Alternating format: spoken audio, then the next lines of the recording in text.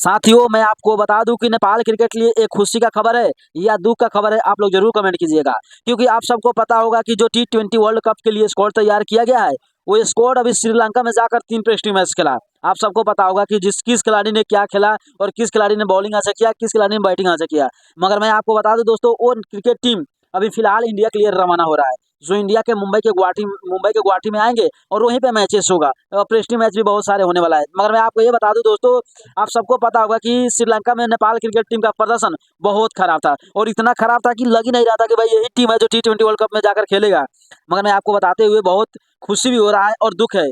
जिस अंदाज में प्रेस्टी किया था, प्रदर्शन किया था श्रीलंका में, अगर उसी तरह आकर नेपाल इंडिया में किया तो भाई कुछ खास नहीं होगा। और मैं इसीलिए कह रहा हूं दोस्तों, आपको क्या लगता है कि जो नेपाल आकर इंडिया में, या इंडिया के एक टीम हो या चाहे कोई भी टीम हो, उसके साथ अगर पेस्टी करता है तो क्या नेपाल क्रिकेट टीम अच्छा कर पाएगा? क्या नेपाल के बल्लेबाज अच्छा कर पाएंगे? क्योंकि नेपाल की बल्लेबाजी अभी तक कुछ खास नहीं कर पाया है, और सबसे बड़ा बात यह है कि बॉलर भी कुछ खास नहीं कर पाया है। तो मैं आप लोगों से यही कहना चाहता हूं कि क्या नेपाल क्रिकेट टीम जो इंडिया में आकर कल पहुंचेगा, क्या वो अच्छा प्रदर्शन कर पाएगा, या अच्छा परफॉर्म कर पाएगा, और T20 वर्ल्ड कप से पहले क्या अपना सफलता हासिल कर पाएगा? क्योंकि नेपाल क्रिकेट टीम को फॉर्म में आना बहुत ज़्यादा जरूरी है। जब तक नेपाल क्रिकेट टीम अपना फॉर्म में नहीं आते हैं, तब तक T20 वर्ल्ड कप के लिए बहुत ज़्यादा समस्या भी हो सकता है। तो आपको क्या लगता है, अगर इंडिया में जब आ रहा है नेपाल क्रिकेट टीम, तो उसके लिए आप जरूर हैप्पी जर्नी लिखें और बेस्ट आप लिख कर जाए, और जितना हो सके उतना वीडियो को शेयर करें।